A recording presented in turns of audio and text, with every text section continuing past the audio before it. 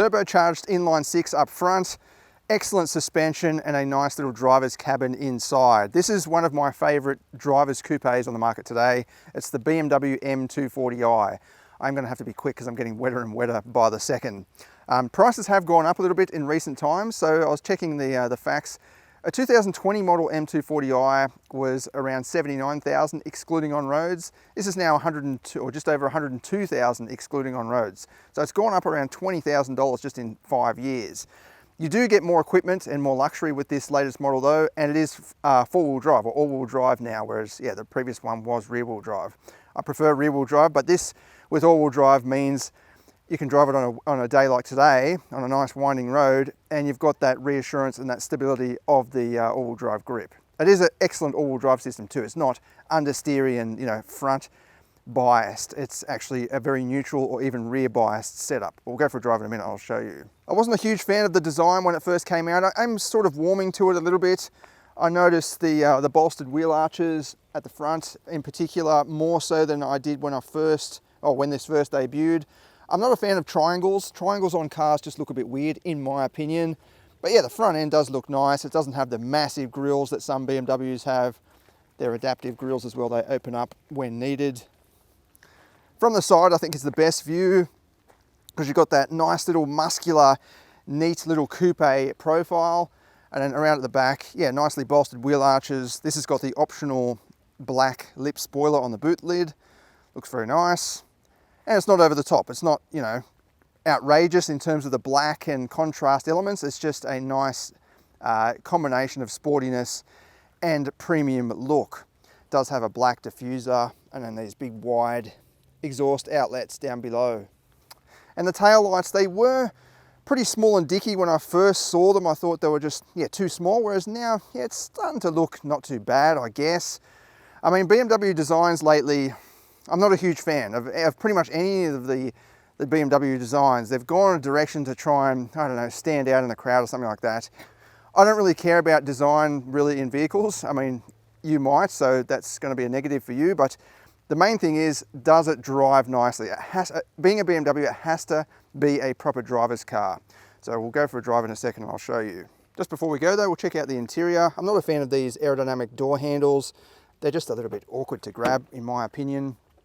And then we've got a neatly presented interior with a massive screen across the dash. I'm not a huge fan of that, but they've got to stick with modern or keep with modern times, I guess. You do have plenty of physical controls down on the console though, so all your driving options and then BMW's iDrive system. It's good that they've retained that. And it seems the 2 Series has got classier in recent times because it's got the crafted clarity, I think that's what it's called, the crystal trimmings for the iDrive and the gear selector. Excellent driving position as usual with BMW models. They just always have, you can lower the seat right down. I've actually got this propped up just a little bit because I'm pretty short. And that's quite rare. I do like the seat all the way down, but in this I've just got it up a little bit, but it just goes to show the range that you've got, and the steering wheel comes right out towards your chest. You can move it up and down and in and out obviously. You've got a bit of storage down below as well, a wireless charger, cup holders with a little adjustable spring-loaded thingamajigs in there to hold your cups in place, and then these nice sports seats. They really hug you in, but they've got soft bolsters on the side, so even if you are a bit wider framed, they're not going to feel rigid. And then as per typical BMW, you've got that extending under thigh support section. Also typical BMW, massive door pockets. And you've got this nice little trim section with the M colors. They actually light up at night. It's pretty cool. Speaking of M actually, I'm not a fan of these side mirrors. Now these are for, or they used to be for, BMW M models. This is not an M model, it's an M performance model. I know this is going to sound a little bit confusing, but little discrete things like this, with I'm talking about the twin little struts that stick out there, it just separated M models from the regular models. Like you can trace that all the way back to the E36 M3. It had 2 little struts to hold the mirror on. Since this is not an M model, I just don't think it deserves that little detail, I guess. M performance models used to have the silver mirrors, but now they've sort of stopped doing that. And instead you've got these sort of full M mirrors. Just a little pet peeve of mine anyway, it's nothing major. I'm sure most people are not going to care at all. In the back, easy seat mechanism, you just flip that forward and it will start to slide as well. Hopefully you can see okay, but I've actually got a decent amount of room in here for a small coupe. So this is not a big, you know, Mustang or something like that. This is a small coupe, and it's actually pretty good. My hair is touching the ceiling, but I think legroom in particular is quite decent. Like, I would be happy to sit back here for a decent drive. Anyone taller than me would probably, yeah, start to nudge their head on the ceiling, but yeah, I think for a coupe, again, a small coupe, I think this is pretty good. And you do have a armrest with cup holders and even climate vents in the back. And then right up the back, it's starting to actually pour down now.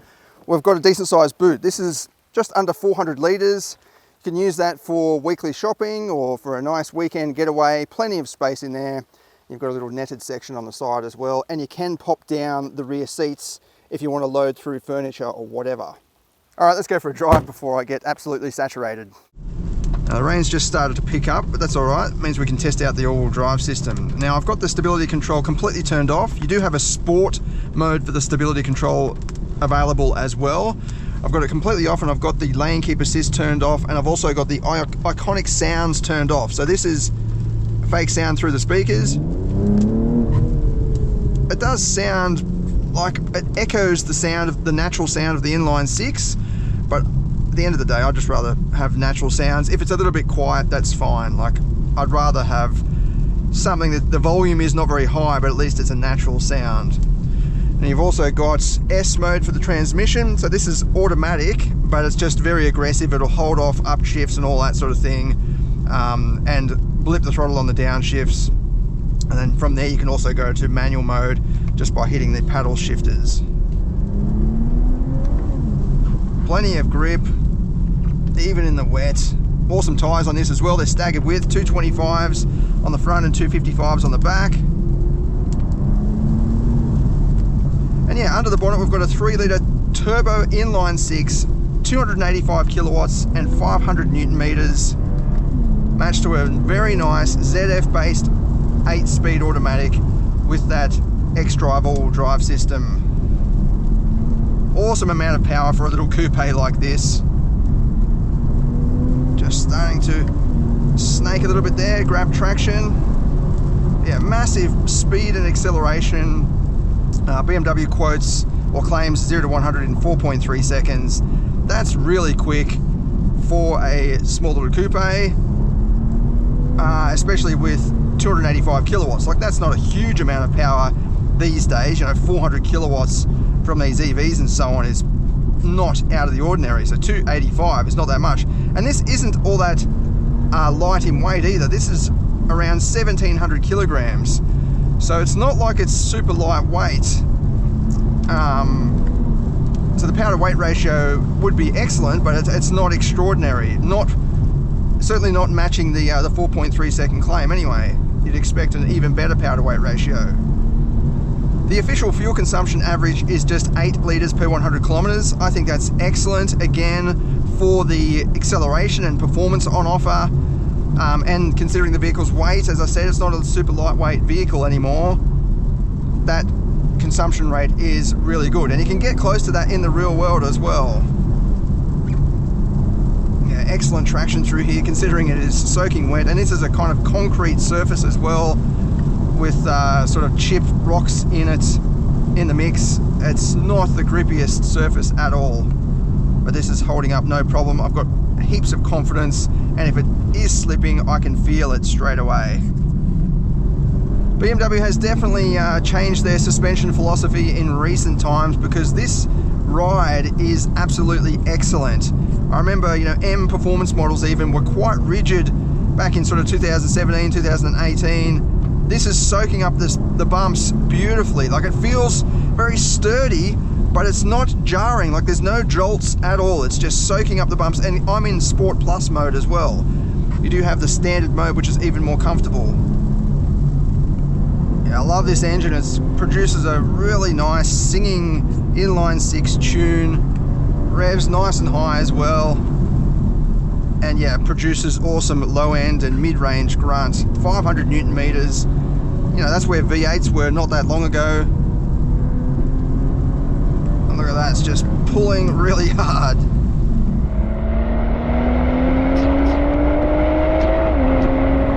That's half off throttle and it's just gripping on nicely. A little bit of air over the jump there. Yeah, this is such a driver's car, and you know, you can't create a vehicle like this by mistake. You've got to engineer it. There's a lot of engineers have been driving on roads like this, including the Nürburgring, to fine-tune it to make sure it can handle this sort of thing. So it's taking in the bumps but remaining very stable and sturdy. If not the engine, the suspension is one of the standouts of this vehicle. Again, this is not meant to be a hardcore super sports car. You've got the M2 for that. This is meant to be for grand touring, you know, weekend drives, even taking it to the track. And this is more than capable for those tasks. You know, it's right behind the M2 actually. It's just a bit more adaptable and a bit more dynamic on regular roads. There we go, full power. It's just pulling from 4,000 RPM and just carrying it all the way up in 4th gear. Really nice. Excellent brakes. They take repeated abuse. I've been up and down here a fair few times just to get some footage and to get used to the vehicle, get used to the conditions, and this has been absolutely perfect. Pulling up time and time again. I mean, it is a nice cool day today, so I'm getting some water through the brakes as well. Let's see how we go through these tighter corners.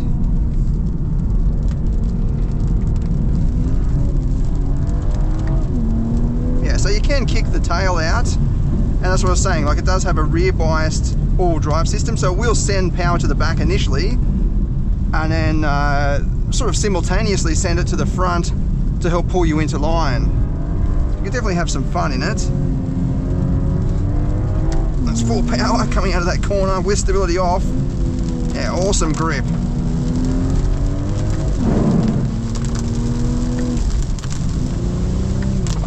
Look at these conditions now. You simply wouldn't be able to drive like this with confidence with a rear-wheel drive car, like the Toyota Supra, for example. It's basically this a sister vehicle to this, but with rear-wheel drive.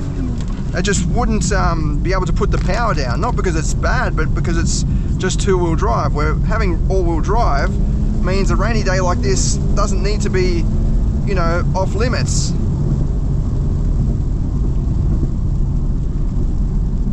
Excellent gearbox as well, it just downshifts exactly when you prompt it. You really don't need a dual clutch for something like this, I don't think. Upshifts are smoothened out, they're not as punchy as a dual clutch, but they're still very, very quick. And just here there's a big bump. See that? It just soaked it up beautifully. I've been over that in hot hatches and it's just really crashed and banged going over that, whereas this is just smoothly ironing over the top. Yeah, this is a superb driver's package. It just is so capable. The breadth of capability is massive because I'm driving down a saturated road right now. It's quite slippery, but I'm still going quite fast. I've got excellent acceleration out of the corners from the engine, and then excellent grip from that all-wheel drive system, and then the transmission as well. It all just ties in beautifully. I think it's a superb driver's car. All right, we'll go out now and try and do the performance test. It is going to be wet. It's been raining constantly for days, so I haven't had a chance to do the performance testing in the dry, but luckily it does have all-wheel drive. I'd expect pretty similar results in the dry, but we'll see if there's any wheel spin. If it spins off the mark four-wheel drive, then we know that that's slowed it down. But if it doesn't spin, it should be pretty similar in the dry as well.